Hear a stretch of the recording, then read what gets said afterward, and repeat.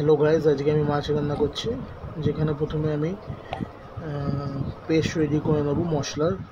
যার মধ্যে আমি প্রথমে দেবো পেঁয়াজ দেওয়া হয়ে গেলে ওতে দিয়ে দেবো আমি কাঁচা লঙ্কা। ফের ওতে আমি রসুন দিয়ে দেবো একটুখানি, আর আদা দিয়ে দেবো।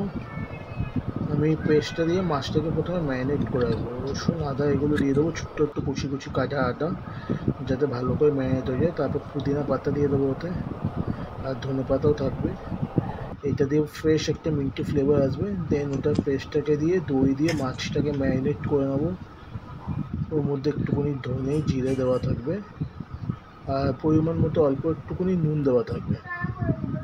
তারপরে খালি কড়াইতে, নিচে কোনো তেল ইউজ হবে না, গরম করে আমি দিয়ে দেবো মাছটাকে।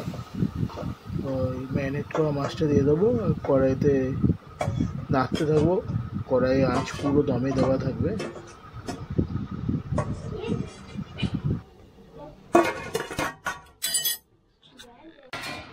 তারপরে প্রিপারেশনটা এরকম দেখতে হবে। যখন কড়াই ফুটে আসবে তখন হালকা করে গ্যাসটা কমিয়ে দেবো, যাতে মাছগুলো না ভেঙে যায়, কারণ ভাজা হয়নি মাছটা, সেহেতু মাছগুলো ভেঙে যেতে পারে।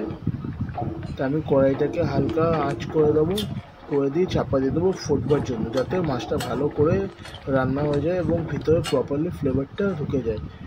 আর মাঝে মধ্যে আমি মাছগুলোকে নাড়তে থাকবো নিচ থেকে, যাতে মাছটা খুবই হালকা করে নাড়বো, যাতে ভেঙে না যায়। দেখুন মাছটা ছেড়ে যাচ্ছে।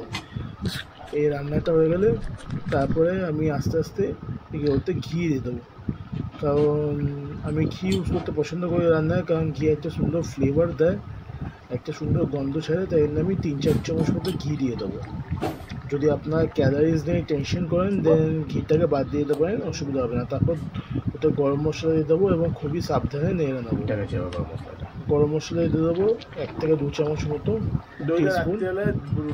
ফের গরম মশলা দিয়ে নাড়া হয়ে গেলে ওটাকে আমি চাপা দিয়ে দেবো। চাপা দেওয়ার পর এই কন্ডিশনে এসছে এখন।